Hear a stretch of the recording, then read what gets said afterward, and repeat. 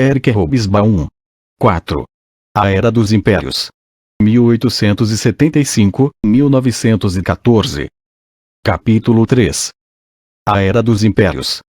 Apenas uma confusão política completa e um otimismo ingênuo podem impedir que se reconheça que os esforços inevitáveis em favor da expansão comercial de todas as nações civilizadas, sob controle da burguesia, após um período de transição de concorrência aparentemente pacífica, se aproximam nitidamente do ponto em que apenas o poder decidirá a parte que caberá a cada nação no controle econômico da terra e, portanto, a esfera de ação de seus povos e, especialmente, do potencial de ganho de seus trabalhadores.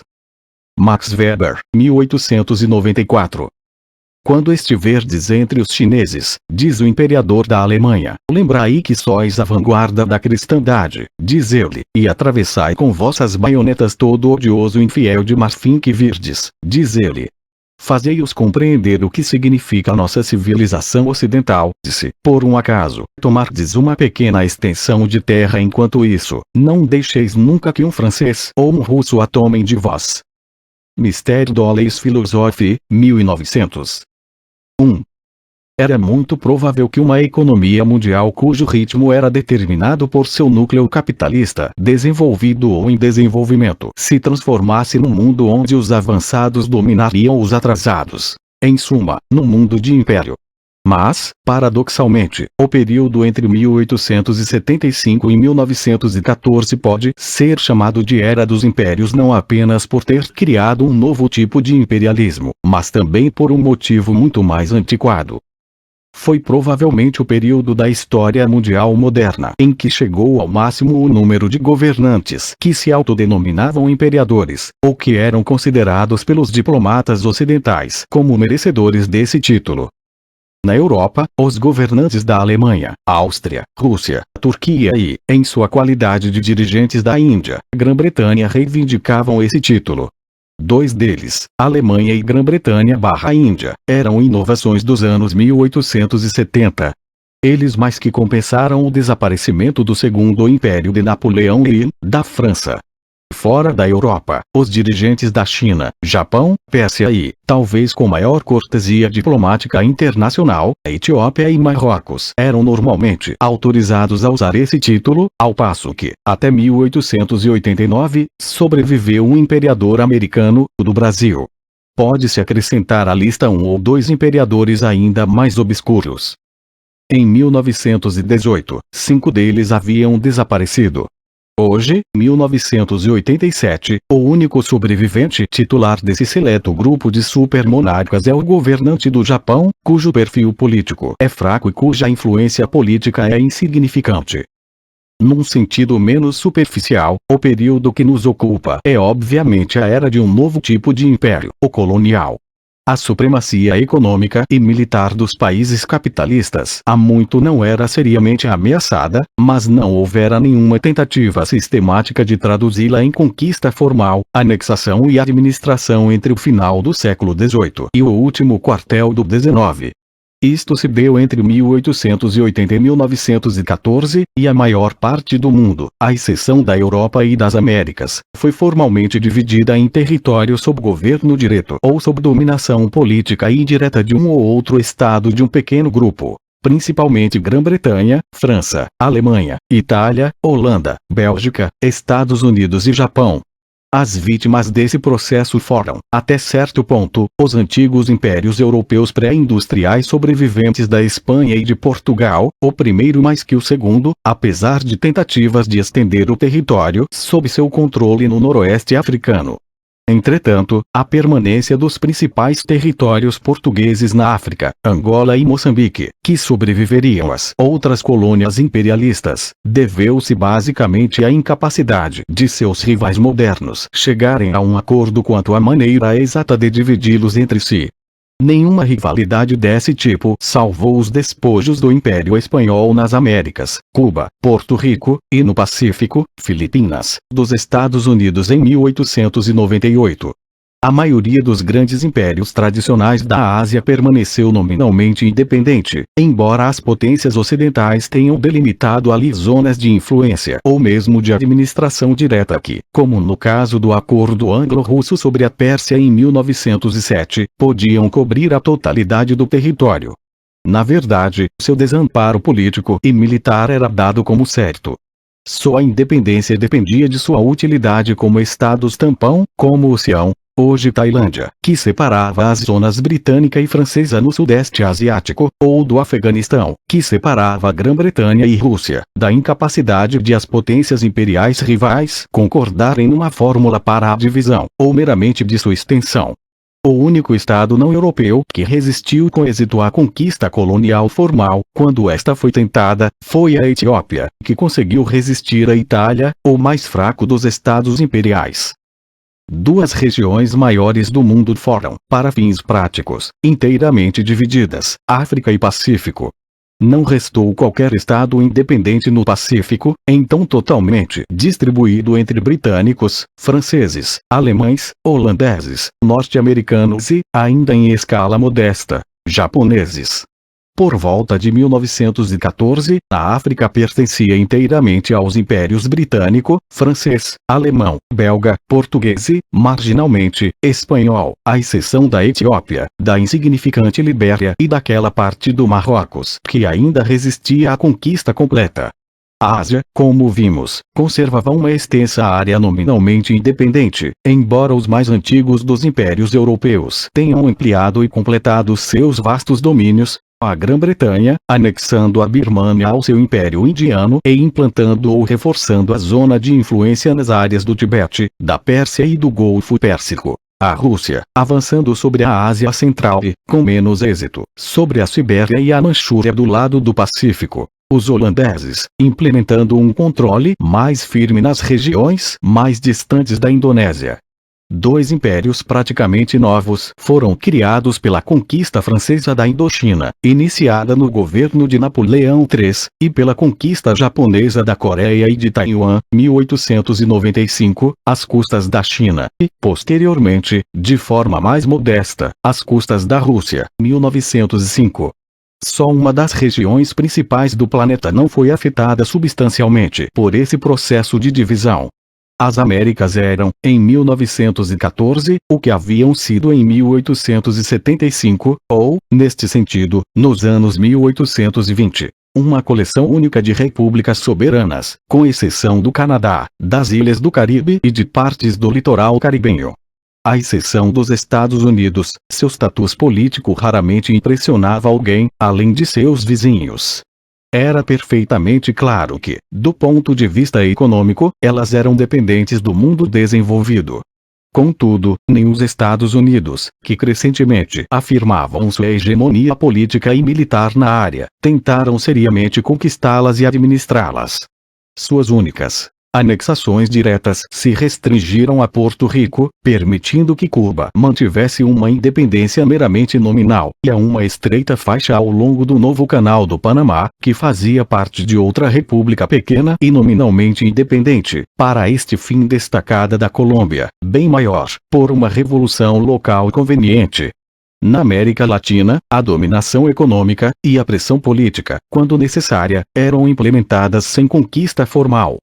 As Américas constituíam, é claro, a única região importante do globo onde não houve rivalidade séria entre grandes potências. À exceção da Grã-Bretanha, nenhum estado europeu possuía mais que restos dispersos dos impérios coloniais, principalmente caribenho, do século XVIII, sem maior significado econômico ou outro. Nem os britânicos nem qualquer das outras nacionalidades viam boa razão para hostilizar os Estados Unidos, desafiando a doutrina Monroe. Essa repartição do mundo entre um pequeno número de estados, que dá título ao presente volume, foi a expressão mais espetacular da crescente divisão do planeta em fortes e fracos, em avançados e atrasados que já observamos. Foi também notavelmente nova. Entre 1876 e 1915, cerca de um quarto da superfície continental do globo foi distribuído ou redistribuído, como colônia, entre meia dúzia de estados. A Grã-Bretanha aumentou seus territórios em cerca de 10 milhões de quilômetros quadrados, a França em cerca de 9, a Alemanha conquistou mais de 2 milhões e meio, a Bélgica e a Itália pouco menos que essa extensão cada uma. Os Estados Unidos conquistaram cerca de 250 mil, principalmente da Espanha, o Japão algo em torno da mesma quantidade às custas da China, da Rússia e da Coreia. As antigas colônias africanas de Portugal se ampliaram em cerca de 750 mil quilômetros quadrados. A Espanha, mesmo sendo uma perdedora líquida para os Estados Unidos, ainda conseguiu tomar alguns territórios pedregosos no Marrocos e no Saara Ocidental. O crescimento da Rússia imperial é mais difícil de avaliar, pois todo ele se deu em territórios adjacentes e constituiu o prosseguimento de alguns séculos de expansão territorial do Estado czarista. Ademais, como veremos, a Rússia perdeu algum território para o Japão. Dentre os principais impérios coloniais, apenas o holandês não conseguiu, ou não quis, adquirir novos territórios, salvo por meio da extensão de seu controle efetivo às ilhas indonésias, que há muito possuía formalmente. Dentre os menores, a Suécia liquidou a única colônia que lhe restava, uma ilha das Índias Ocidentais, vendendo-a à França, e a Dinamarca estava prestes a fazer o mesmo, conservando apenas a Islândia e a Groenlândia como territórios dependentes. O mais espetacular não é necessariamente o mais importante. Quando os observadores do panorama mundial do final dos anos 1890 começaram a analisar o que parecia obviamente uma nova fase no padrão geral de desenvolvimento nacional e internacional, notavelmente diferente do mundo liberal de livre comércio e livre concorrência de meados do século, eles consideraram a criação de impérios coloniais apenas um de seus aspectos. Os observadores ortodoxos pensavam discernir, em termos gerais, uma nova era de expansão nacional na qual, como sugerimos, os elementos políticos e econômicos já não eram claramente separáveis. O Estado desempenhava um papel cada vez mais ativo e crucial tanto a nível interno como externo. Os observadores heterodoxos analisaram o período mais especificamente como uma nova fase de desenvolvimento capitalista, decorrente de várias tendências nele discerníveis. A mais influente dessas análises do que logo foi chamado de imperialismo, o pequeno livro de Lenin de 1916, na verdade só abordou a divisão do mundo entre as grandes potências no sexto de seus 10 capítulos. Entretanto, mesmo sendo o colonialismo apenas um dos aspectos de uma mudança mais geral das questões mundiais, foi, com toda clareza, o de impacto mais imediato. Ele constituiu o ponto de partida de análises mais amplas, pois não há dúvida de que a palavra imperialismo passou a fazer parte do vocabulário político e jornalístico nos anos 1890, no decorrer das discussões sobre a conquista colonial. Ademais, foi então que adquiriu a dimensão econômica que, como conceito, nunca mais perdeu. Eis porque são inúteis as referências às antigas formas de expansão política e militar em que o termo é baseado. Os imperadores e impérios eram antigos, mas o imperialismo era novíssimo. A palavra, que não figura nas obras de Karl Marx, falecido em 1883, foi introduzida na política na Grã-Bretanha nos anos 1870, e ainda era considerada neologismo no fim da década. Sua explosão no uso geral data dos anos 1890. Por volta de 1900, quando os intelectuais começaram a escrever livros sobre o imperialismo, ele estava, para citar um dos primeiros deles, o liberal britânico J. A. Hobson na boca de todo mundo, e era usado para denotar o movimento mais poderoso na política atual do mundo ocidental. Em suma, era um termo novo, criado para descrever um fenômeno novo. Este fato é evidente o bastante para descartar uma das muitas escolas participantes desse tenso e acirrado debate ideológico sobre o imperialismo, a que argumentava que ele não era nada de novo, que talvez fosse mesmo um mero remanescente pré-capitalista. De qualquer maneira, era sentido e discutido como novo. As discussões em torno desse tema sensível são tão apaixonadas, densas e confusas que a primeira tarefa do historiador é desemaranhá-las para que o fenômeno em si possa ser visto. Pois, A maioria das discussões não tinha como tema o que aconteceu no mundo de 1875, 1914, e sim um marxismo, tema capaz de suscitar sentimentos fortes. Acontece que a análise, altamente crítica, do imperialismo na versão de Lenin se tornaria central no marxismo revolucionário dos movimentos comunistas após 1917 e dos movimentos revolucionários do Terceiro Mundo. O que deu particular aspereza ao debate foi que um dos lados em disputa parece ter tido uma ligeira vantagem embutida, pois aqueles defensores e opositores do imperialismo se enfrentavam desde 1890, ou seja, a própria palavra adquiriu gradualmente, e agora é improvável que perca, uma conotação pejorativa. Ao contrário da democracia que, devido às suas conotações favoráveis, mesmo seus inimigos gostam de reivindicar, o imperialismo normalmente é algo reprovado e, portanto, feito por outros. Em 1914, inúmeros políticos se orgulhavam de se denominarem imperialistas, mas no transcorrer de nosso século eles praticamente desapareceram de vista. O cerne da análise leninista, que se baseava abertamente em vários autores da época, tanto marxianos como não marxianos, era que as raízes econômicas do novo imperialismo residiam numa nova etapa específica de capitalismo que, entre outras coisas, levava à divisão territorial do mundo entre as grandes potências capitalistas, configurando um conjunto de colônias formais e informais e de esferas de influência. As rivalidades entre as potências capitalistas que levaram a essa divisão também geraram a Primeira Guerra Mundial.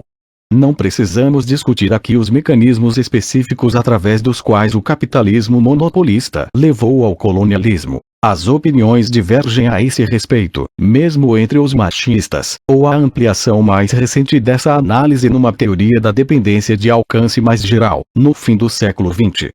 De uma forma ou de outra, todas partem do princípio de que a expansão econômica ultramarina e a exploração do mundo ultramarino foram cruciais para os países capitalistas. Não seria particularmente interessante fazer uma crítica dessas teorias, o que seria irrelevante no presente contexto. O ponto a observar é apenas que os analistas não marxistas do imperialismo tenderam a arguir o oposto dos que os marxistas diziam, obscurecendo assim o tema. Tenderam a negar qualquer conexão específica entre o imperialismo do fim do século XIX e do século XX com o capitalismo em geral, ou com sua etapa particular que, como vimos, parecia emergir no final do século XIX. Negaram que o imperialismo tivesse raízes econômicas importantes, que beneficiasse economicamente os países imperiais e, menos ainda, que a exploração das zonas atrasadas fosse, de alguma forma, essencial ao capitalismo, e que seus efeitos nas economias coloniais fossem negativos. Argumentaram que o imperialismo não levou a rivalidades incontornáveis entre as potências imperiais e que sua relação com a origem da Primeira Guerra Mundial não foi significativa. Rejeitando as explicações econômicas, eles se concentraram em argumentos de ordem psicológica, ideológica, cultural e política, embora normalmente evitassem com todo cuidado o terreno perigoso da política interna, pois os marxistas também tendiam a ressaltar as vantagens que as classes dirigentes metropolitanas auferiam com as políticas e propaganda imperialistas, pois estas, entre outras coisas, se contrapunham ao crescente interesse das classes trabalhadoras pelos movimentos operários de massa. Alguns desses contra-ataques se mostraram poderosos e eficazes, embora muitas dessas linhas de argumentação fossem mutuamente incompatíveis. Na verdade, boa parte da literatura teórica pioneira do anti-imperialismo não é defensável. Mas a desvantagem da literatura contrária a ela é a não explicação efetiva da conjugação de fatores econômicos e políticos, nacionais e internacionais, cujo impacto seus contemporâneos acharam tão importante, por volta de 1900, que procuraram dar-lhes uma explicação abrangente. Ela não explica por que seus contemporâneos acharam que o imperialismo era a um só tempo uma novidade e um acontecimento historicamente central. Em suma, boa parte dessa literatura se limita a negar fatos que eram bastante óbvios à época e ainda são. Deixando o leninismo e o antileninismo de lado, a primeira coisa que o historiador tem de restabelecer é o fato óbvio, que ninguém teria negado nos anos 1890, de que a divisão do globo tinha uma dimensão econômica.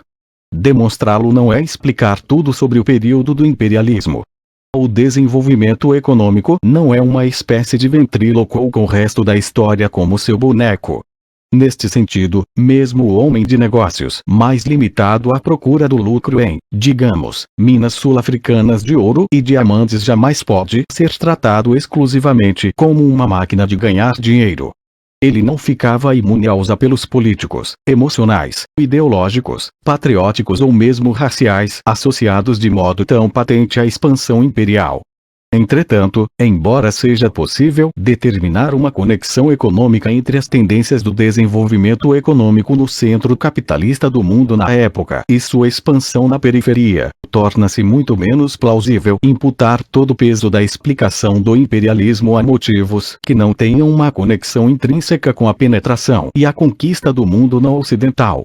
E mesmo os que parecem ter, como os cálculos estratégicos das potências rivais, devem ser analisados tendo em mente a dimensão econômica.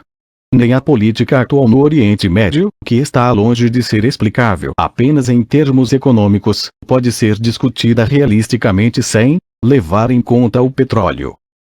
Então, o fato maior do século XIX é a criação de uma economia global única, que atinge progressivamente as mais remotas paragens do mundo, uma rede cada vez mais densa de transações econômicas, comunicações e movimentos de bens, dinheiro e pessoas, ligando os países desenvolvidos entre si e ao mundo não desenvolvido, ver a Era do Capital, capítulo 3.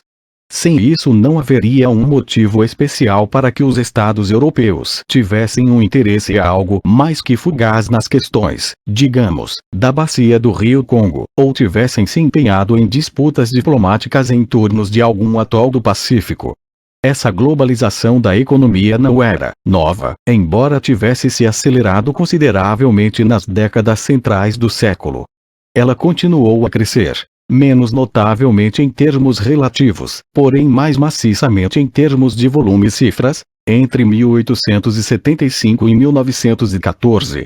As exportações europeias, de fato, tinham mais que quadruplicado entre 1848 e 1875, ao passo que entre esta última data e 1915 apenas duplicaram.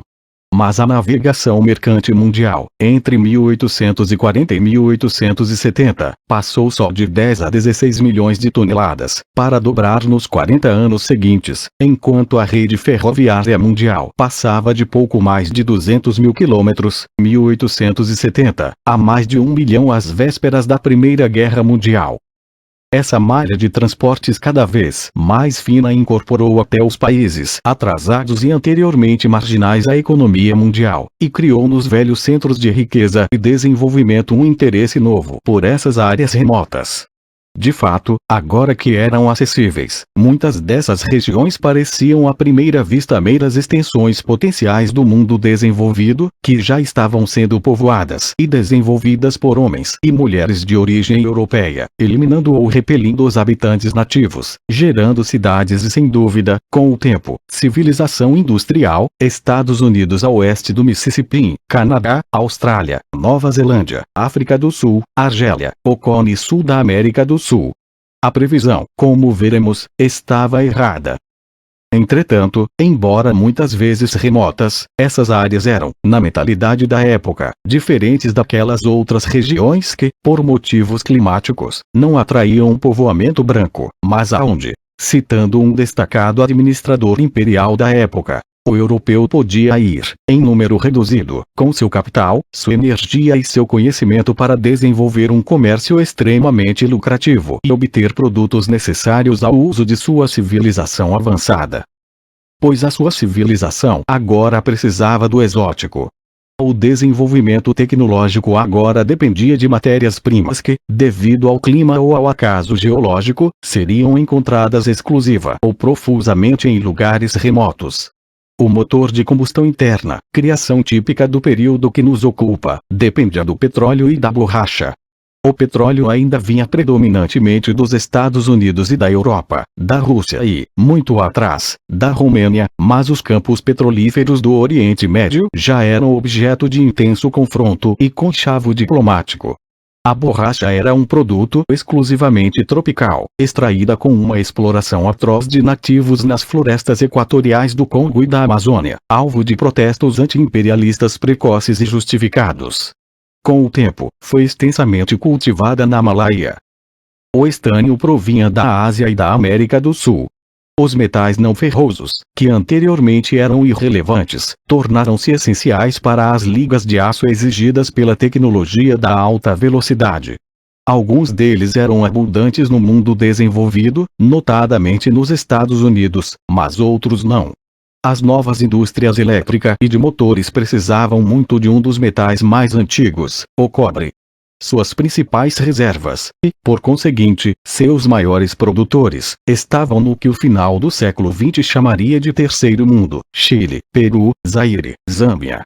E, é claro, havia uma demanda constante e nunca satisfeita de metais preciosos que, neste período, transformaram a África do Sul, de longe, no maior produtor de ouro do mundo, sem contar sua riqueza em diamantes. As minas eram os principais pioneiros da abertura do mundo ao imperialismo, muito eficazes nesse papel, porque os lucros eram suficientemente excepcionais para justificar também a construção de ramais de ferrovias. Independente das exigências de uma nova tecnologia, o crescimento do consumo de massa nos países metropolitanos gerou um mercado em rápida expansão para os produtos alimentícios.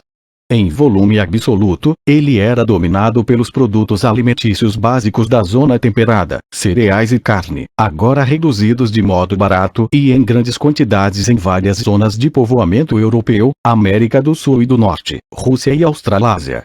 Mas ele também transformou o mercado dos produtos há muito, e caracteristicamente conhecidos, ao menos em alemão, como bens coloniais e vendidos nos armazéns do mundo desenvolvido: açúcar, chá, café, cacau e seus derivados. Com o transporte rápido e a conservação, as frutas tropicais e subtropicais passaram a estar disponíveis. Eles viabilizaram a Banana Republic.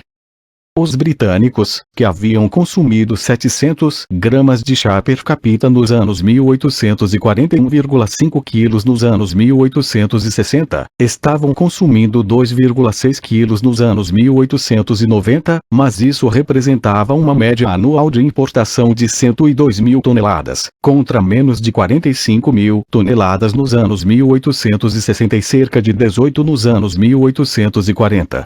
Enquanto os britânicos abandonavam as poucas xícaras de café que bebiam para encher seus bules com chá da Índia e do Ceilão, Sri Lanka, os americanos e alemães importavam café em quantidades cada vez mais espetaculares, notadamente da América Latina.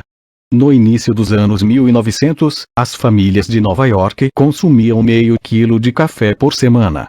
Os fabricantes Quaker de bebidas e chocolate da Inglaterra, felizes por distribuir bebidas não alcoólicas, obtinham sua matéria-prima na África Ocidental e na América do Sul. Os astutos homens de negócios de Boston, que fundaram a United Fruit Company em 1885, criaram impérios privados no Caribe para fornecer à América a antes insignificante banana. Os fabricantes de sabão, explorando o primeiro mercado a demonstrar cabalmente a potencialidade da nova indústria publicitária, se voltaram para os óleos vegetais da África. As plantations, as grandes propriedades rurais e as fazendas eram o segundo pilar das economias imperiais. Os comerciantes e financistas metropolitanos eram o terceiro. Esses fatos não mudaram a forma nem o caráter dos países industrializados ou em processo de industrialização, embora tenham criado novos ramos de grandes negócios, cujos destinos ligavam-se intimamente aos de determinadas partes do planeta, como as companhias de petróleo. Mas transformaram o resto do mundo, na medida em que o tornaram um complexo de territórios coloniais e semicoloniais que crescentemente evoluíam em produtores especializados de um ou dois produtos primários de exportação para o mercado mundial, de cujos caprichos eram totalmente dependentes. A Malaya cada vez mais significava borracha e estanho. O Brasil, café. O Chile, nitratos. O Uruguai, carne. Cuba, açúcar e charutos. Na verdade, à exceção dos Estados Unidos, mesmo as colônias de povoamento branco fracassaram em sua industrialização, nesta etapa, porque também ficaram presas na gaiola da especialização internacional. elas podiam tornar-se extraordinariamente prósperas, mesmo para padrões europeus, sobretudo quando seus habitantes eram imigrantes europeus livres e, em geral, militantes com força política em assembleias eleitas, cujo radicalismo democrático podia ser tremendo, embora normalmente não incluísse os nativos. Um europeu que desejasse emigrar, na era dos impérios, provavelmente teria feito melhor em ir para a Austrália, Nova Zelândia, Argentina ou Uruguai do que para qualquer outro lugar, inclusive os Estados Unidos. Todos esses países desenvolveram partidos trabalhistas e radical-democratas, ou mesmo governos, e ambiciosos sistemas públicos de bem-estar e previdência social. Nova Zelândia, Uruguai, muito antes dos Estados europeus. Mas o fizeram como complementos da economia industrial europeia, isto é, essencialmente britânica, e, portanto, para eles, ou, em todo caso, para os interesses vinculados à exportação de produtos primários, não era negócio se industrializar. Não que as metrópoles fossem receber de braços abertos sua industrialização. Qualquer que fosse a retórica oficial, a função das colônias e das dependências informais era complementar as economias metropolitanas e não fazer-lhes concorrência. Os territórios dependentes, que não pertenciam ao que foi denominado capitalismo de povoamento branco, não se saíram tão bem. Seu interesse econômico residia na combinação de recursos a uma força de trabalho que, composta de nativos, custava pouco e podia ser mantida barata.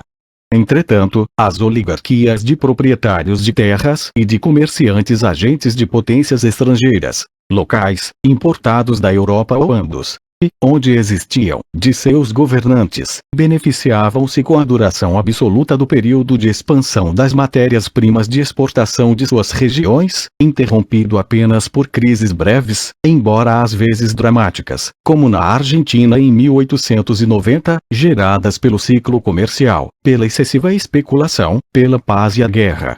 Entretanto, embora a Primeira Guerra Mundial tenha desorganizado alguns de seus mercados, os produtores dependentes estavam muito distantes dela. Do ponto de vista destes, a Era dos Impérios, que começou no final do século XIX, durou até a Grande Depressão de 1929-1933. Ainda assim, no transcurso deste período, eles se tornariam crescentemente vulneráveis, pois suas fortunas eram, cada vez mais, função do preço do café, que em 1914 já era responsável por 58% do valor das exportações brasileiras, 53% das colombianas, da borracha, do estanho, do cacau, da carne ou da lã. Porém, até a queda vertical dos preços das mercadorias primárias durante a Depressão de 1929, essa vulnerabilidade, quando considerada a longo prazo, não parecia ser muito significativa comparada à aparentemente ilimitada expansão das exportações e dos créditos. Ao contrário, como vimos, antes de 1914 os termos de troca pareciam evoluir a favor dos fornecedores de produtos primários. Entretanto, a importância econômica crescente dessas áreas para a economia mundial não explica por que, entre outras coisas, os principais estados industriais deveriam ter se precipitado em dividir o planeta em colônias e esferas de influência. A análise anti-imperialista do imperialismo sugeriu vários motivos por que os acontecimentos deveriam ter se desenrolado assim. O mais conhecido deles, a pressão do capital por investimentos mais rentáveis do que os realizados em seu próprio país, investimentos garantidos contra a rivalidade do capital estrangeiro, é o menos convincente.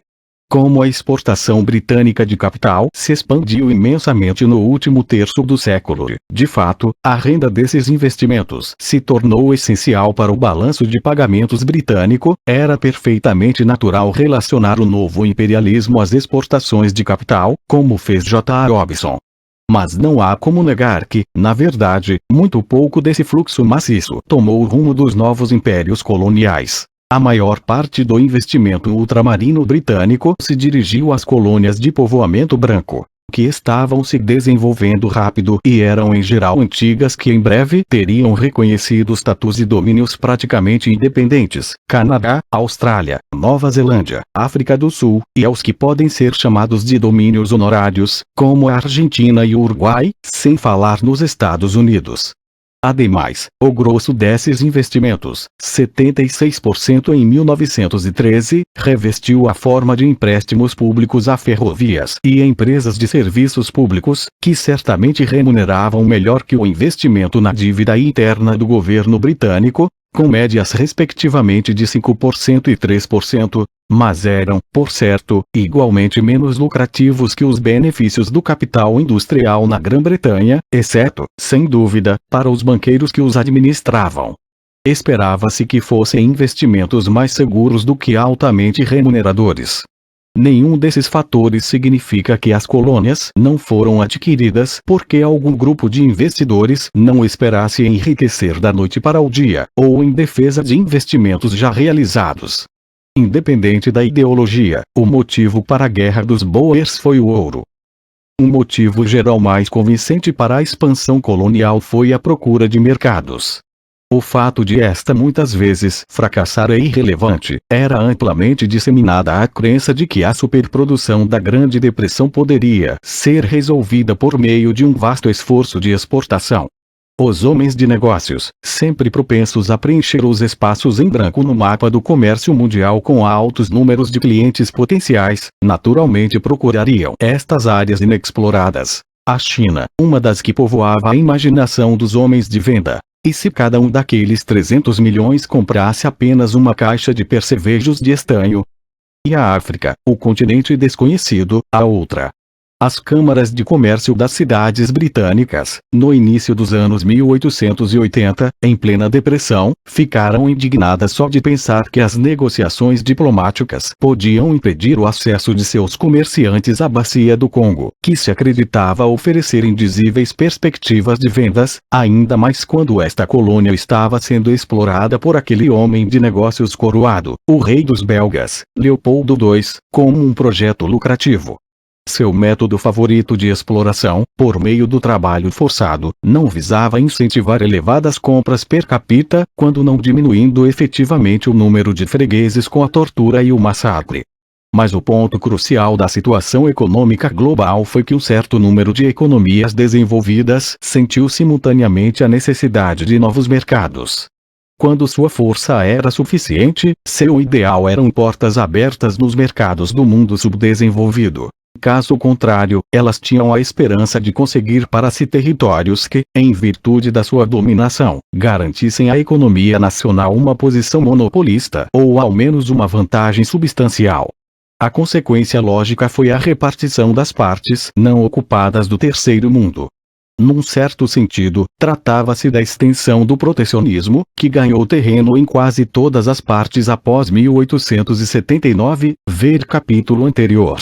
Se vocês não fossem protecionistas tão teimosos, disse o primeiro-ministro britânico ao embaixador francês em 1897, não nos achariam tão ávidos por anexar territórios. Neste sentido, o novo imperialismo foi o subproduto natural de uma economia internacional baseada na rivalidade entre várias economias industriais concorrentes, intensificada pela pressão econômica dos anos 1880. Daí não decorre que se esperasse a transformação de qualquer colônia em particular, por si só, no Eldorado, embora isto tenha efetivamente acontecido no caso da África do Sul, que se tornou o maior produtor mundial de ouro. As colônias podiam propiciar apenas bases adequadas ou trampolins para a penetração na economia da região.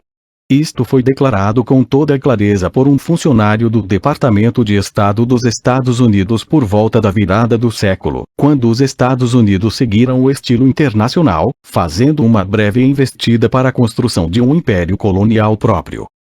A essa altura torna-se difícil separar os motivos econômicos para a aquisição de territórios coloniais da ação política necessária para este fim, pois o protecionismo de qualquer tipo é a economia operando com a ajuda da política.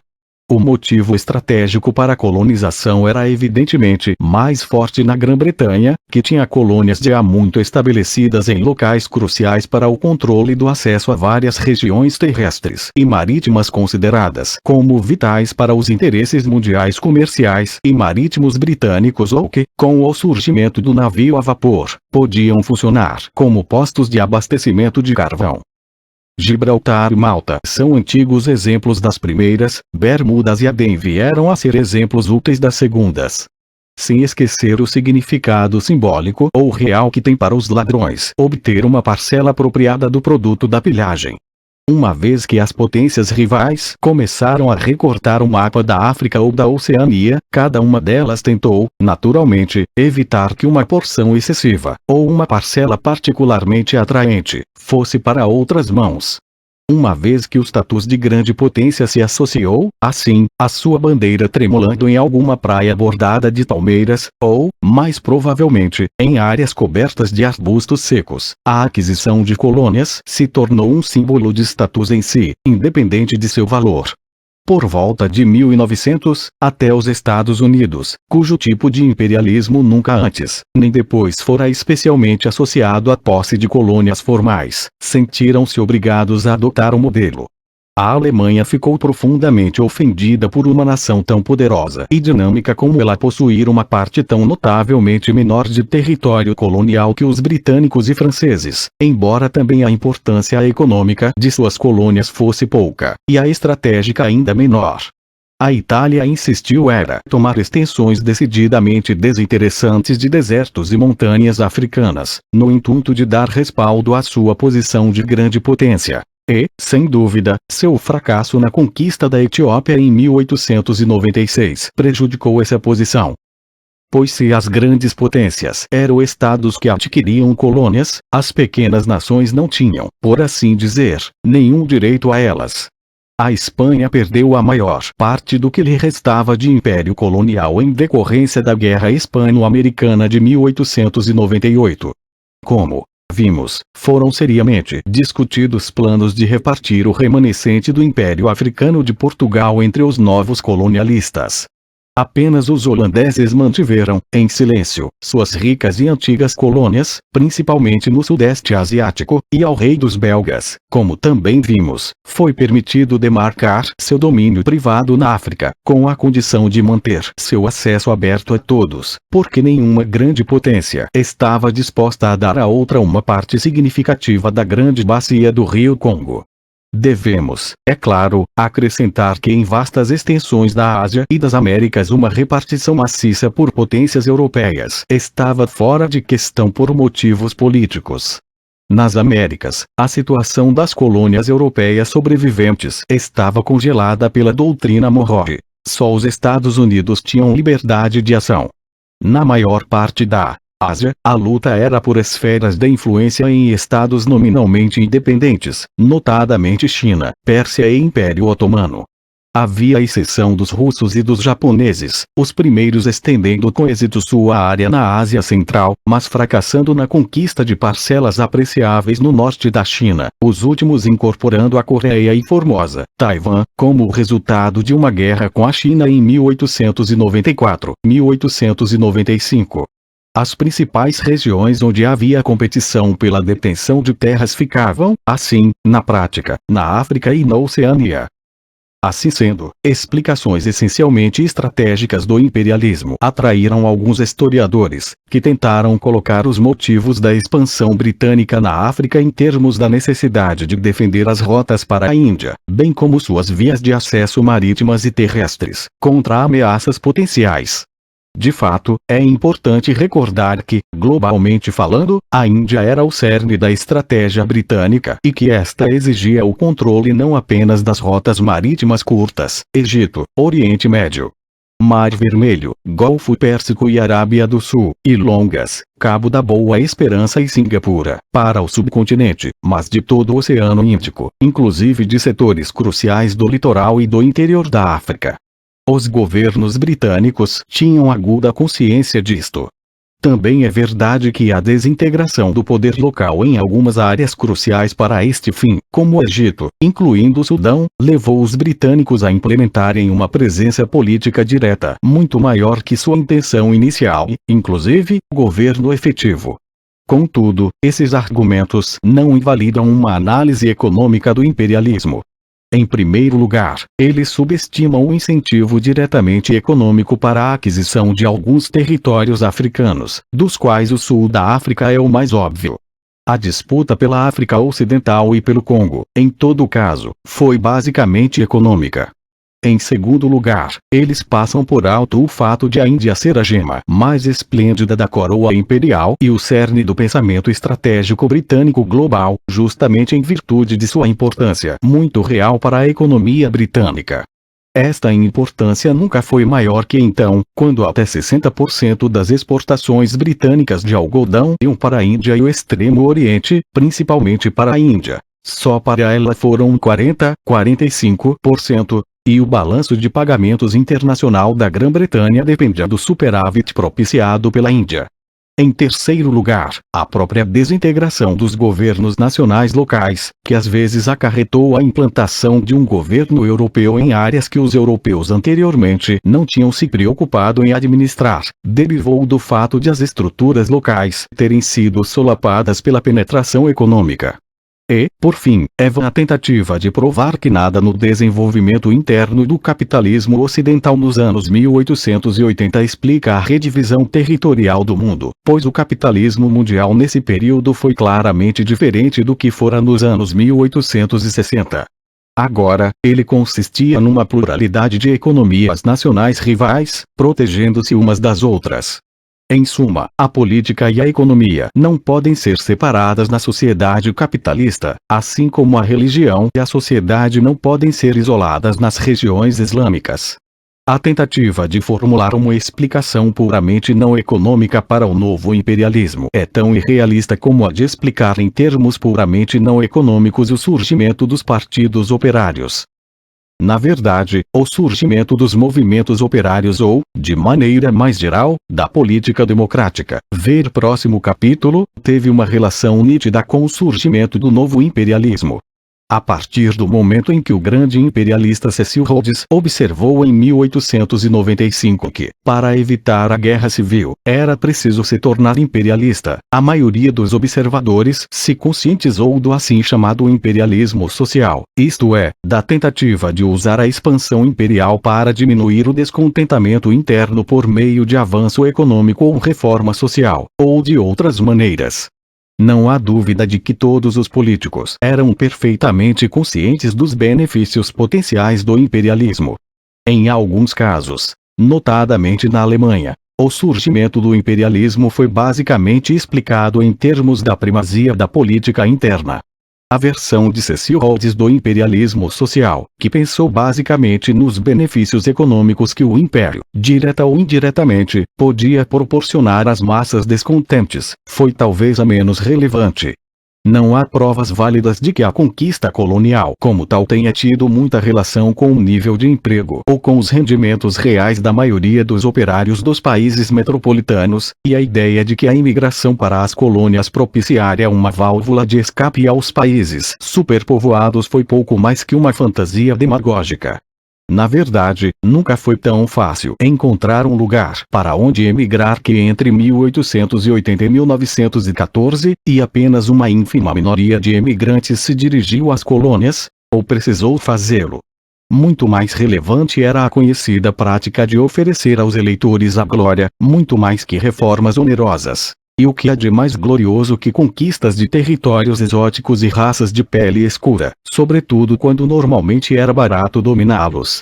De forma mais geral, o imperialismo encorajou as massas, e sobretudo as potencialmente descontentes, a se identificarem ao Estado e à nação imperiais, outorgando assim, inconscientemente, ao sistema político e social representado por esse Estado justificação e legitimidade.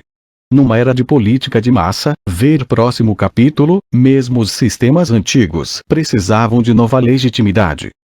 Uma vez mais, seus contemporâneos tinham total clareza a este respeito. A cerimônia britânica de coroação de 1902, cuidadosamente remodelada, foi elogiada por visar a expressar o reconhecimento, por uma democracia livre, de uma coroa hereditária como símbolo do domínio mundial de sua espécie. Em suma, o império era um excelente aglutinante ideológico. Não é totalmente claro até que ponto essa variante específica de patriotismo exacerbado foi eficaz, especialmente em países onde o liberalismo e a esquerda, mais radical, contavam com fortes tradições anti-imperial, antimilitar, anticolonial ou, de maneira mais geral, anti-aristocrática. Sabe-se que, em vários países, o imperialismo era extremamente popular entre os novos estratos médios e de colarinhos brancos, cuja identidade social residia, em grande medida, na reivindicação de serem os instrumentos preferenciais do patriotismo. Ver capítulo 8. São muito menos numerosos os indícios de qualquer entusiasmo espontâneo dos operários pelas conquistas coloniais, ainda menos pelas guerras, ou, na verdade, de qualquer grande interesse nas colônias, novas ou antigas, à exceção das de povoamento branco. O êxito das tentativas de institucionalizar o orgulho pelo imperialismo, como com a fixação de um dia do Império na Grã-Bretanha, 1902, dependia amplamente da mobilização de um público cativo de escolares. O apelo ao patriotismo, em sentido mais geral, será abordado abaixo. Entretanto, é impossível negar que a ideia da superioridade em relação a um mundo de peles escuras situado em lugares remotos e sua dominação era autenticamente popular, beneficiando, assim, a política do imperialismo. Em suas grandes exposições internacionais, ver a Era do Capital, capítulo 2, a civilização burguesa sempre se orgulhará do trunfo triplo da ciência, da tecnologia e das manufaturas. Na Era dos Impérios, ela também se orgulhará de suas colônias. No final do século multiplicaram-se os pavilhões coloniais, até então praticamente desconhecidos, 18 deles complementaram a Torre Eiffel em 1889, 14 atraíram os turistas a Paris em 1900.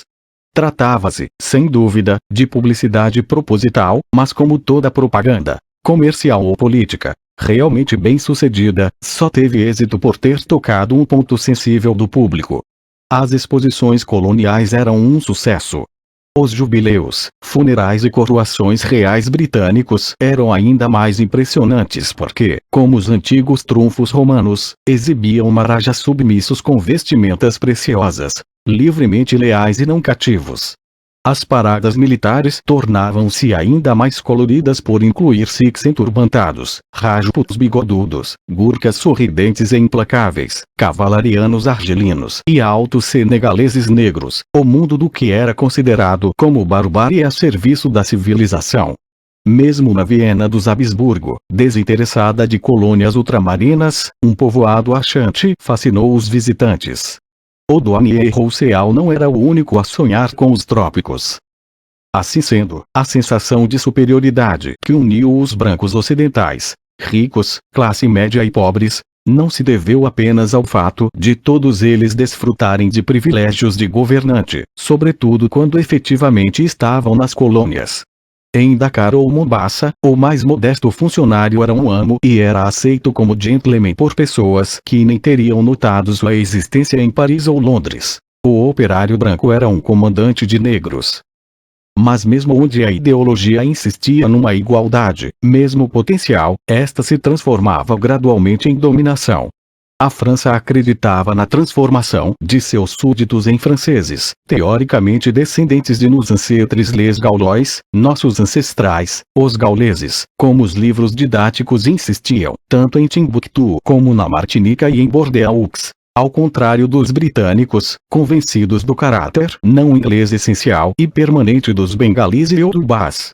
Contudo, a existência mesma desses estratos de evoluões nativos ressaltava a falta de evolução da grande maioria. As igrejas empreenderam a conversão dos pagãos a várias versões da verdadeira fé cristã, exceto onde ativamente desencorajadas pelos governos coloniais, como na Índia, ou onde a tarefa era claramente impossível, como nas regiões islâmicas. Essa foi a época clássica de empenho missionário maciço. O trabalho missionário não foi, de forma alguma, um intermediário da política imperialista. Muitas vezes se opôs às autoridades coloniais. Quase sempre colocou os interesses de seus convertidos em primeiro lugar. Contudo, o sucesso do Senhor se dava em função do avanço imperialista. Ainda pode ser debatido se o comércio seguiu a bandeira, mas não há dúvida de que a conquista colonial abriu o caminho à ação missionária efetiva, como em Uganda, na Rodésia, que hoje é a Zâmbia e o Zimbábue, e Nyasalandia, Malawi. E se a cristandade insistia na igualdade de almas, ressaltava a desigualdade de corpos, mesmo de corpos clericais. Era algo feito pelos brancos para os nativos, e pago pelos brancos. E embora os fiéis nativos se multiplicassem, ao menos a metade do clero continuou branca. Quanto a um bispo de cor, seria necessário um microscópio potente para detectá-lo em algum lugar entre 1880 e 1914. A Igreja Católica só sagrou seus primeiros bispos asiáticos nos anos 1920, 80 anos após ter observado quanto isso seria desejável. Quanto a um movimento mais apaixonadamente devotado à igualdade entre todos os homens, ele falava com duas vozes. A esquerda secular era anti-imperialista em seus princípios e frequentemente em sua prática. A liberdade para a Índia, como a liberdade para o Egito e a Irlanda, eram o objetivo do movimento trabalhista britânico. A esquerda nunca vacilou em sua condenação das guerras e conquistas coloniais, correndo muitas vezes o risco considerável de uma impopularidade temporária, como na oposição britânica à Guerra dos Boers. Os radicais revelaram os horrores do Congo, das plantações metropolitanas de cacau nas ilhas africanas, do Egito. A campanha que levou à grande vitória eleitoral do Partido Liberal Britânico em 1906 foi travada, em grande medida, por meio de denúncias públicas do escravismo chinês nas minas sul-africanas. Contudo, com raríssimas exceções, como a Indonésia holandesa, os socialistas ocidentais pouco fizeram efetivamente para organizar a resistência dos povos coloniais contra seus governantes até a era da Internacional Comunista. Dentro do movimento socialista e operário, aqueles que aceitavam abertamente o imperialismo como algo desejável, ou ao menos como uma etapa essencial na história dos povos que ainda não estavam preparados para um governo autônomo, eram uma minoria da direita revisionista e fabiana, embora muitos líderes sindicais provavelmente considerassem as discussões sobre as colônias como irrelevantes, ou encarassem os povos de cor basicamente como força de trabalho barata que ameaçava os resolutos operários brancos.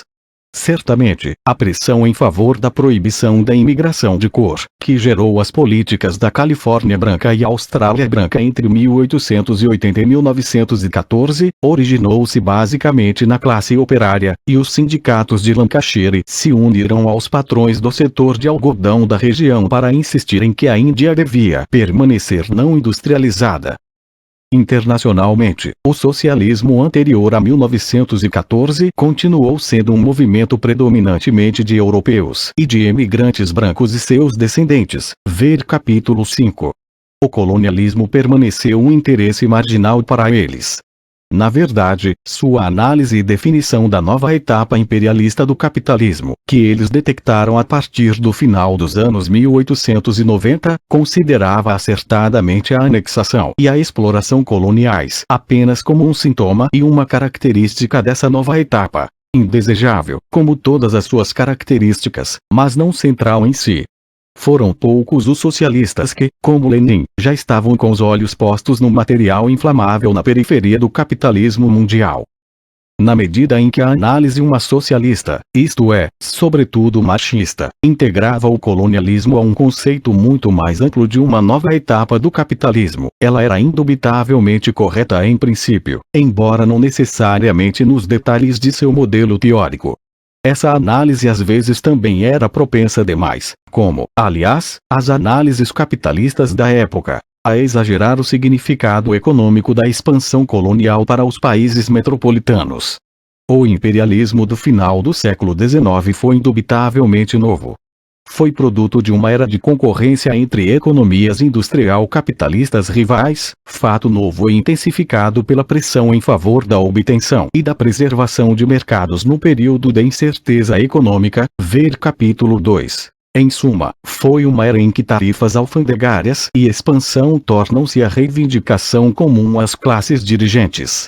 foi parte de um processo de abandono de um capitalismo de políticas públicas e privadas de laissez-faire, o que também era novo, e implicou o surgimento de grandes sociedades anônimas e oligopólios, bem como a crescente intervenção do Estado nos assuntos econômicos. O imperialismo pertencia a um período em que a parte periférica da economia mundial tornou-se crescentemente significativa. Foi um fenômeno que pareceu tão natural em 1900 como teria parecido implausível em 1860. Mas se não fosse por essa vinculação entre o capitalismo pós-1873 e a expansão ao mundo não industrializado, há dúvidas até sobre se o imperialismo social teria tido o mesmo papel que desempenhou na política interna dos estados que estavam se adaptando à política eleitoral de massa. Todas as tentativas de isolar a explicação do imperialismo do desenvolvimento específico do capitalismo no fim do século XIX devem ser encaradas como exercícios ideológicos, embora frequentemente eruditos e às vezes argutos. 2. Ainda nos restam as perguntas relativas ao impacto da expansão ocidental, e, a partir dos anos 1890, japonesa, sobre o resto do mundo, e as relacionadas ao significado dos aspectos imperiais do imperialismo para os países metropolitanos. A primeira destas perguntas pode ser respondida mais rapidamente que a segunda. O impacto econômico do imperialismo foi significativo, mas, é claro, o que ele teve de mais significativo foi sua profunda desigualdade, pois as relações entre metrópoles e países dependentes eram altamente assimétricas. O impacto das primeiras sobre os segundos foi dramático e decisivo, mesmo sem ocupação efetiva, ao passo que o impacto dos segundos sobre as primeiras pode ser insignificante e raramente foi uma questão de vida ou morte. Cuba prosperava ou declinava dependendo do preço do açúcar e da disposição dos Estados Unidos a importá-lo, mas nem países desenvolvidos bastante pequenos, digamos, a Suécia, sofreriam graves inconvenientes se todo o açúcar do Caribe desaparecesse do mercado, porque não dependiam exclusivamente daquela área para esse artigo. Praticamente todas as importações e exportações de qualquer região da África subsaariana iam ou vinham de um pequeno número de metrópoles ocidentais, mas o comércio metropolitano com a África, a Ásia e a Oceania, embora aumentando modestamente entre 1870 e 1914, permaneceu bastante marginal.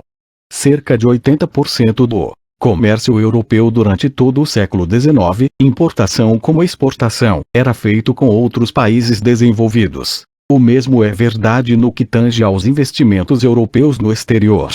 A parcela dos investimentos destinada a países ultramarinos era majoritariamente direcionada a um pequeno número de economias em desenvolvimento rápido, sobretudo povoadas por descendentes de europeus. Canadá, Austrália, África do Sul, Argentina, etc., bem como, é claro, aos Estados Unidos. Neste sentido, a era do imperialismo tem um aspecto muito diferente quando enfocado do ponto de vista da Nicarágua ou da Malaya, ou da Alemanha ou da Franca. Dentre os países metropolitanos, foi obviamente para a Grã-Bretanha que o imperialismo teve maior importância, uma vez que sua supremacia econômica sempre dependerá de sua relação especial com os mercados ultramarinos e as fontes de produtos primários. Na verdade, pode-se arguir que em momento algum, a partir da Revolução Industrial, as manufaturas do Reino Unido haviam sido particularmente competitivas nos mercados das economias em vias de industrialização, salvo, talvez, durante as décadas douradas de 1850, 1870. Para a economia britânica, preservar o mais possível seu acesso privilegiado ao mundo não europeu era, portanto, uma questão de vida ou morte. No final do século XIX, o sucesso obtido nesse terreno foi notável, estendendo incidentalmente a área controlada oficial ou efetivamente pela monarquia britânica a 1/4 da superfície do globo, que os atlas britânicos orgulhosamente colocariam de vermelho. Se incluirmos o assim chamado Império Informal de Estados Independentes que na verdade eram economias satélites da Grã-Bretanha, talvez 1/3 do planeta fosse britânico em sentido econômico e, na verdade, cultural. pois a Grã-Bretanha exportou até a forma específica de suas caixas coletoras de correspondência para Portugal e uma instituição do mais puro estilo britânico, como a loja de departamentos Harrods, para Buenos Aires. Mas, por volta de 1914, outras potências já estavam se infiltrando em boa parte desta zona de influência indireta, especialmente na América Latina. Entretanto, boa parte dessa operação defensiva bem-sucedida era independente da nova expansão imperialista, à exceção do mais rico e inesperado dos filões, os diamantes e o ouro da África do Sul. Isto gerou uma safra instantânea de milionários, majoritariamente alemães, os Vernier, Beit, Eckstein e outros, a maioria dos quais foi também instantaneamente incorporada à alta sociedade britânica, nunca tão receptiva ao dinheiro de primeira geração, desde que este se espalhasse à sua volta em quantidades suficientemente grandes. Isto levou também a um maior dos conflitos coloniais, a Guerra Sul-Africana de 1899-1902, que eliminou a resistência de duas pequenas repúblicas locais povoadas por camponeses brancos.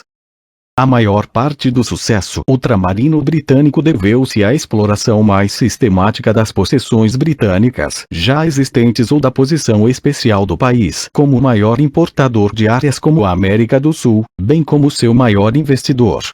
À exceção da Índia, do Egito e da África do Sul, a maior parte da atividade econômica britânica ocorria em países praticamente independentes, como os domínios brancos, ou em áreas como os Estados Unidos e a América Latina, onde a ação do Estado britânico não era, ou não podia ser, efetivamente desenvolvida. Pois, apesar dos gritos de dor da Associação de Detentores de Debêntures Estrangeiras, criada durante a Grande Depressão, ao se defrontar com a conhecida prática latina de suspender o pagamento da dívida ou pagá-la em moeda desvalorizada, o governo não deu um respaldo efetivo a seus investidores na América Latina, porque não podia. A Grande Depressão foi um teste de fogo nesse sentido, porque, como depressões mundiais posteriores, inclusive a dos anos 1970 e 1980, levou a uma crise de endividamento internacional de vulto, que pôs os bancos das metrópoles em sério risco. O máximo que o governo britânico pôde fazer foi tomar providências para salvar a grande casa de Baring da insolvência na crise Baring de 1890, quando esse banco se aventurou, como fazem os bancos, com excessivo desembaraço na voragem das inadimplentes finanças argentinas. Se ele respaldou os investidores com a diplomacia da força, como crescentemente após 1905, foi para ajudá-los a enfrentar empresários de outros países apoiados por seus próprios governos, e não contra os governos mais fortes do mundo dependente. Na verdade, considerando os anos bons e os maus, os capitalistas britânicos se saíram geralmente bem em seu império informal ou livre. Quase a metade do capital acionário a longo prazo britânico estava, em 1914, no Canadá, na Austrália e na América Latina. Mais da metade da poupança britânica foi investida no exterior após 1900. A Grã-Bretanha se apossou, é claro, de sua parte nas regiões recentemente colonizadas do mundo, e, dadas a força e a experiência britânicas, era uma parte maior e provavelmente mais valiosa que a de qualquer outro. A França ocupava a maior parte da África Ocidental, mas as 4 colônias britânicas na área controlavam as parcelas onde havia as populações africanas mais densas, as maiores instalações produtivas e a preponderância do comércio. Contudo, o objetivo britânico não era a expansão, mas impedir a intromissão de outros em territórios até então dominados pelo comércio e pelo capital britânicos, como a maior parte do mundo ultramarino. Será que as outras nações tiraram benefícios proporcionais de sua expansão colonial? Impossível dizer, pois a colonização formal era apenas um aspecto da expansão e da concorrência econômica global e, no caso das duas principais potências industriais, Alemanha e Estados Unidos, não era um aspecto maior. Ademais, como já vimos, uma relação especial com o mundo não industrial não era economicamente crucial para nenhum outro país além da Grã-Bretanha, com a possível exceção da Holanda. Isso é tudo o que podemos dizer com razoável certeza. Em primeiro lugar, a ofensiva colonial parece ter sido inversamente proporcional ao dinamismo econômico dos países metropolitanos, onde até certo ponto servia para compensar sua inferioridade econômica e política em relação a seus rivais, e, no caso da França, sua inferioridade demográfica e militar. Em segundo lugar, em todos os casos houve forte pressão de grupos econômicos específicos, notadamente os associados ao comércio ultramarino e às indústrias que usavam matéria-prima ultramarina, em favor da expansão colonial, que eles naturalmente justificavam com as perspectivas de vantagens nacionais. Em terceiro lugar, enquanto alguns desses grupos se saíam bastante bem dessa expansão, a Compagnie Française de l'Afrique Occidentale pagou dividendos de 26% em 1913, a maioria das novas colônias efetivas atraiu pouco capital, e seus resultados econômicos foram decepcionantes. Em suma, o novo colonialismo foi um subproduto de uma era de rivalidade econômico-política entre economias nacionais concorrentes, intensificada pelo protecionismo. Entretanto, na medida em que o comércio metropolitano com as colônias quase invariavelmente aumentou em termos de porcentagem de seu comércio total, aquele protecionismo teve algum êxito. Contudo, a Era dos Impérios não foi apenas um fenômeno econômico e político, mas também cultural. A conquista do globo pelas imagens, ideias e aspirações transformadas de sua minoria desenvolvida, tanto pela força e pelas instituições como por meio do exemplo e da transformação social. Nos países dependentes isto dificilmente afetou alguém fora das elites locais, embora, é claro, se deva lembrar que em algumas regiões, como a África subsaariana, foi o próprio imperialismo, ou o fenômeno associado das missões cristãs, que criou a possibilidade da existência de uma nova elite social baseada na educação de estilo ocidental. Divisão entre estados africanos francófonos e anglófonos de hoje espelha exatamente a distribuição dos impérios coloniais francês e britânico.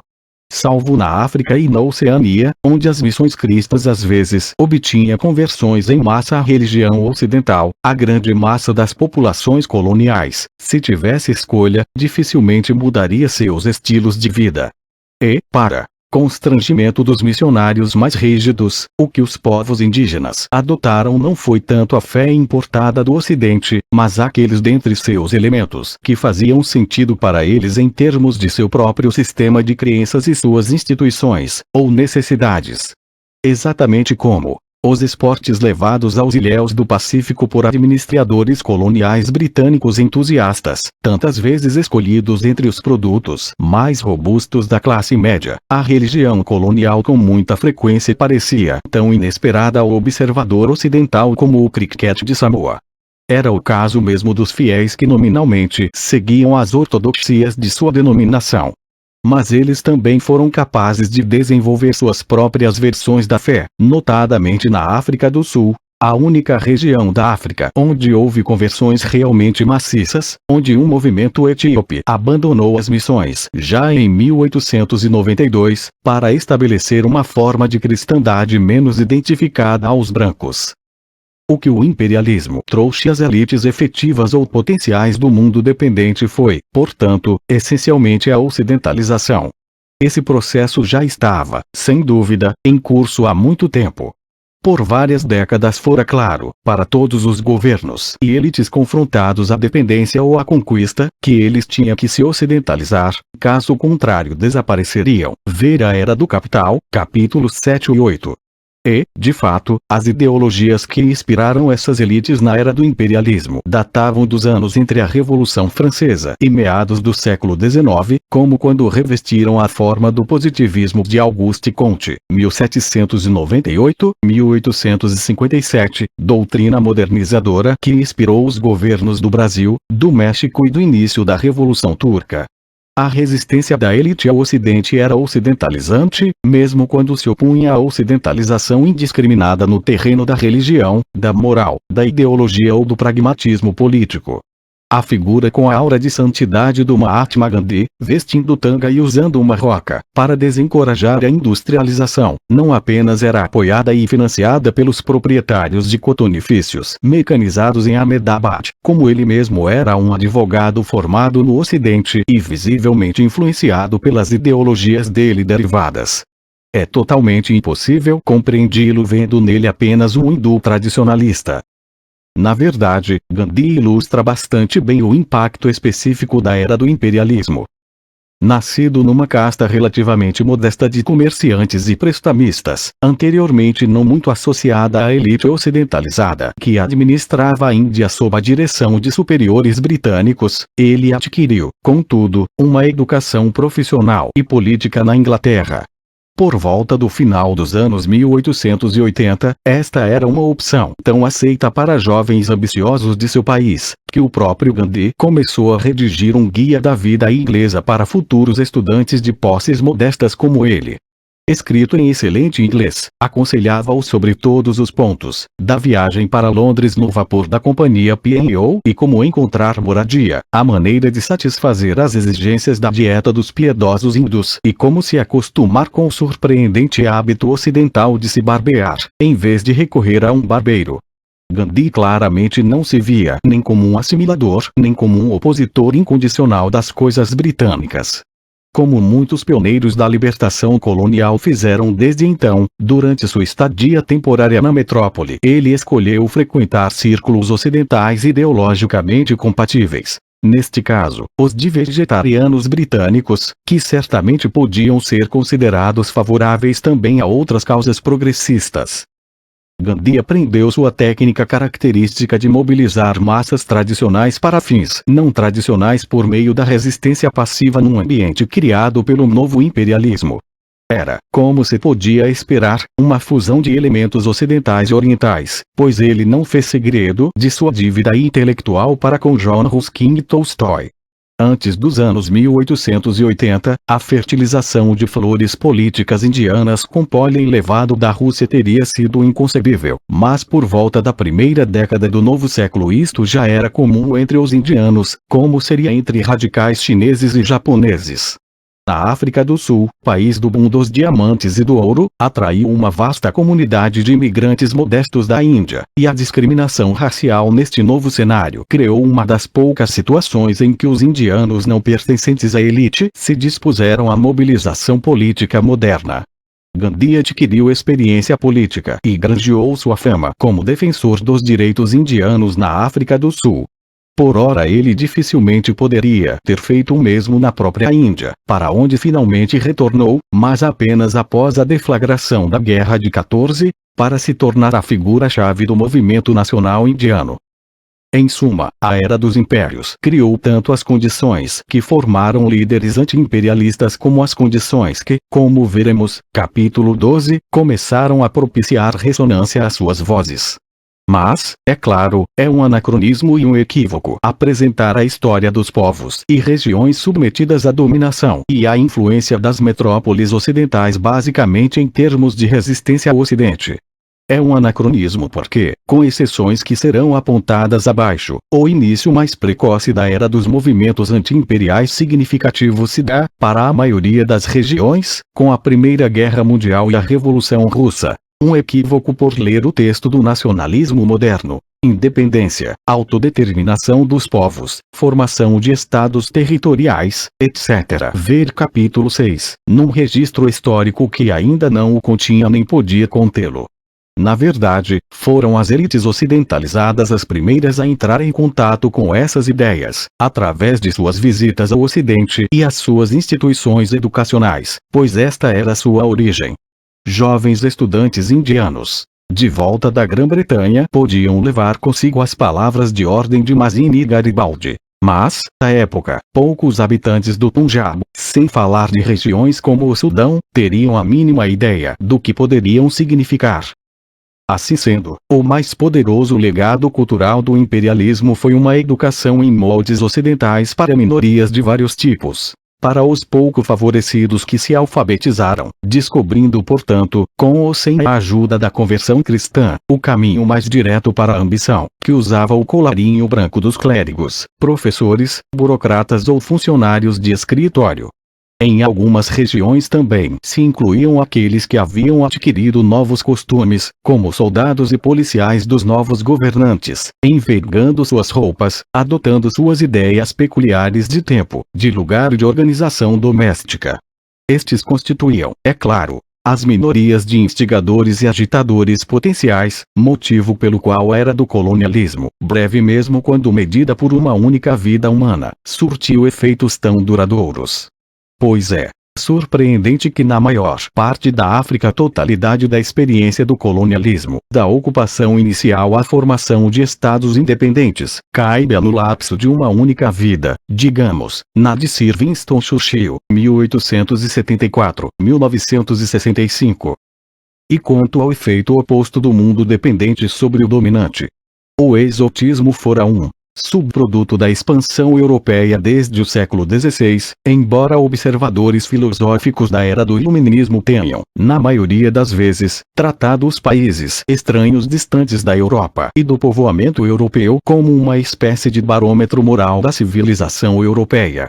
Onde eram nitidamente civilizados, podiam ilustrar as deficiências institucionais do Ocidente, como nas cartas persas, de Montesquieu. Caso contrário, a tendência era tratá-los como os nobres selvagens, cujo comportamento natural e admirável ilustrava a depravação da sociedade civilizada.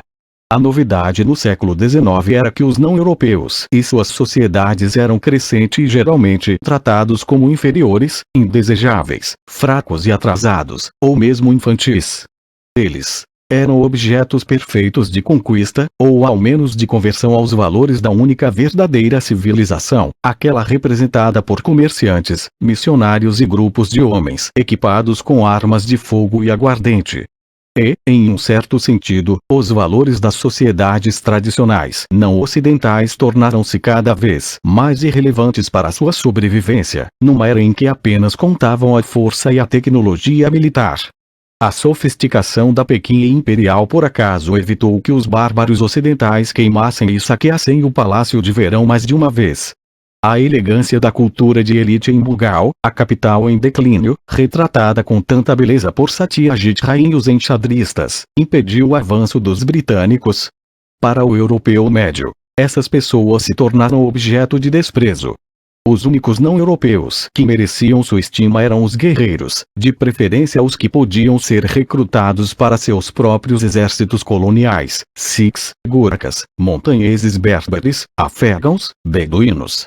O Império Otomano conquistou o respeito, concedido a contragosto, porque mesmo em seu declínio tinha uma infantaria capaz de resistir aos exércitos europeus. O Japão começou a ser tratado como um igual quando começou a ganhar guerras. Contudo, a densidade mesma da rede global de comunicações, a própria facilidade do acesso a países estrangeiros intensificaram, direta ou indiretamente, o confronto e a entremescla dos mundos ocidental e exótico. Eram poucos os que conheciam e refletiam sobre ambos, embora esse número tenha sido aumentado no período imperialista por escritores que escolheram ser os intermediários entre eles. Escritores ou intelectuais por vocação e por profissão marinheiros, como Pierre Loti, o maior deles, Joseph Conrad, soldados e administradores, como o orientalista Louis Massignon, ou jornalistas coloniais, como Rudyard Kipling.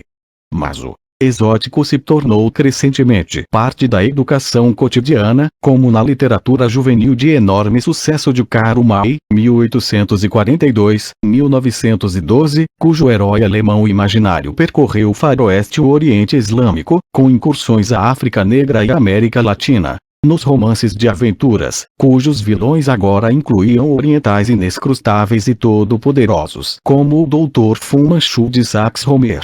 Em revistas escolares baratas para garotos britânicos, que agora incluíam um hindu rico falando um barroco inglês babu, estereótipo previsível. O exótico podia até tornar-se uma parte ocasional, porém previsível da experiência cotidiana, como no show do Oeste bravio de Buffalo Bill, com seus igualmente exóticos cowboys e índios, que conquistaram a Europa a partir de 1887, ou nos povoados coloniais cada vez mais elaborados ou mostras das grandes exposições internacionais. Qualquer que fosse sua intenção, esses lampejos de mundos estranhos não tinham caráter documentário. Eles eram ideológicos, em geral reforçando o sentimento de superioridade do civilizado em relação ao primitivo.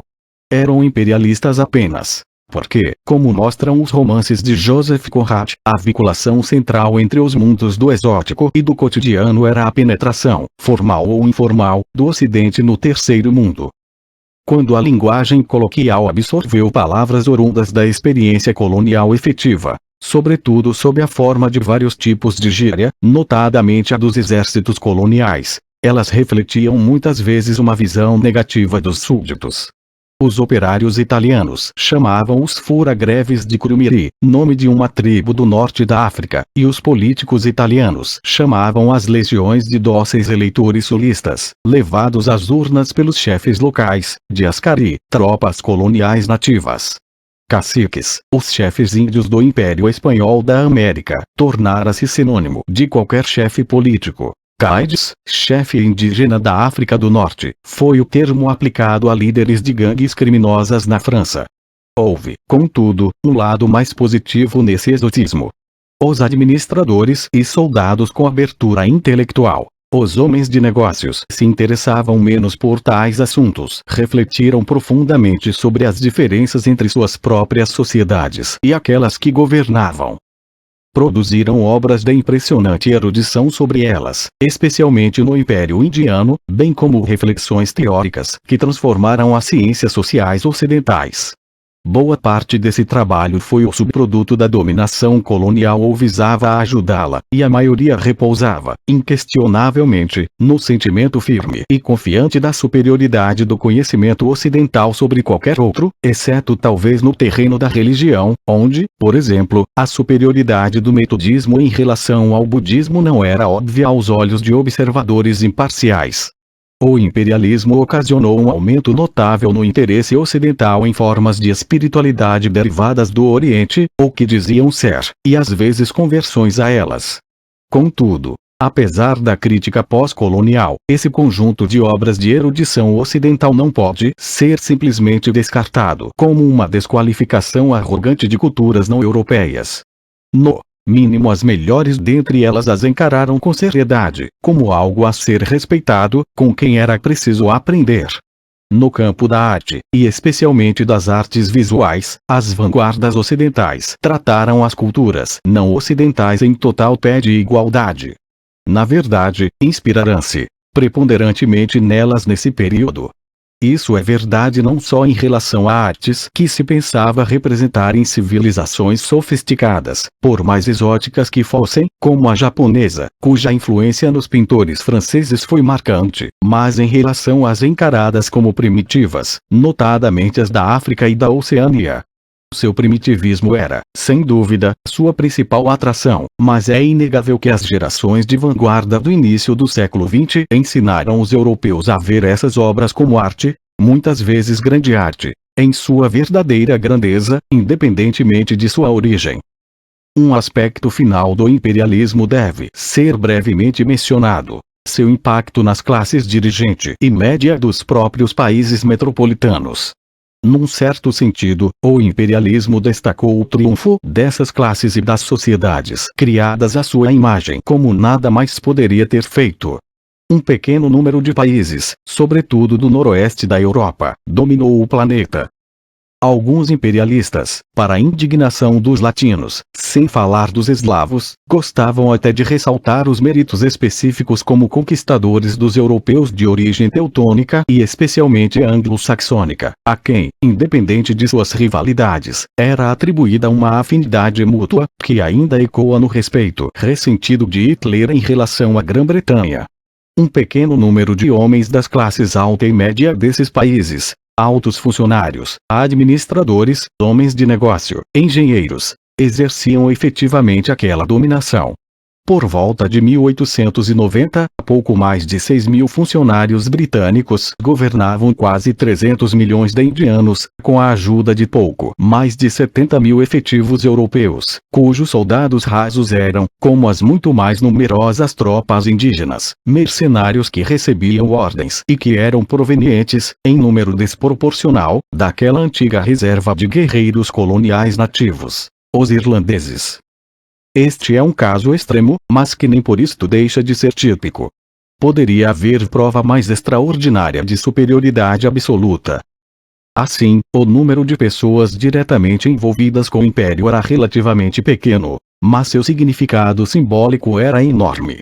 Quando se pensou que o escritor Rudyard Kipling, o bardo do Império Indiano, estava morrendo de pneumonia em 1899, não apenas os britânicos e os americanos ficaram pesarosos. Kipling acabara de dedicar um poema sobre o fardo do homem branco aos Estados Unidos, sobre sua responsabilidade nas Filipinas, mas o imperador da Alemanha enviou um telegrama. Contudo, o trunfo imperial gerou também há um tempo problemas e incertezas. Colocou problemas na medida em que a contradição entre o governo das classes dirigentes metropolitanas em seus impérios e seus próprios povos foi se tornando insolúvel. Nas metrópoles, como veremos, a política democrática eleitoral prevalecia ou, como parecia inevitável, estava destinada a prevalecer crescentemente. Nos impérios coloniais, governava a autocracia, baseada na combinação da coerção física à submissão passiva a uma superioridade grande a ponto de parecer incontestável e portanto legítima.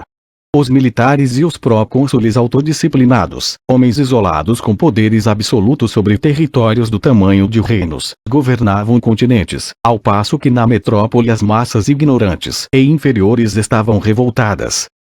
Não havia aqui uma lição no sentido da vontade de poder, de Nietzsche, a ser aprendida. O imperialismo também gerou incertezas. Em primeiro lugar, confrontou uma pequena minoria de brancos, pois mesmo a maioria desta raça pertencia à categoria dos destinados à inferioridade, como a nova disciplina da eugênia alertava incessantemente. Ver capítulo 10, as massas de negros, pardos, talvez sobretudo amarelos, aquele perigo amarelo contra o qual o imperador Guilherme II conclamou a união e a defesa do Ocidente. Será que impérios mundiais são facilmente conquistados, com uma base tão estreita, governados com uma facilidade tão absurda graças à devoção de uns poucos e à passividade de muitos? Será que eles podiam durar?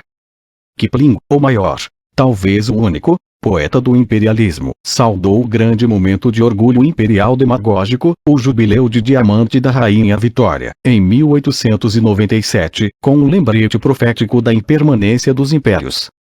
Far Khaled, Our Nave Smelt Avar, Onduniand Adland Singstefiri, Lo, Our Pomp of Yesterday is on Nineveh and Chile. Judge of the Nations, Sparius yet, lest we forget. A Pompa planejou a construção de uma nova capital imperial enorme para a Índia em Nova Delhi. Clemenceau teria sido o único observador cético a prever que esta seria a mais recente de uma longa série de ruínas de capitais imperiais. E será que a vulnerabilidade da dominação global era muito maior que a vulnerabilidade da dominação interna em relação às massas brancas? A incerteza era uma faca de dois gumes. Pois se o império, e o governo das classes dirigentes, era vulnerável a seus governados, embora talvez não ainda, não de modo imediato, não seria mais imediatamente vulnerável à erosão interna da vontade de governar, da disposição de travar a luta darwiniana pela sobrevivência do mais apto. Será que a própria riqueza e o próprio luxo que o poder e o espírito empreendedor haviam gerado não tinham enfraquecido as fibras daqueles músculos cujos esforços constantes eram necessários para mantê-los?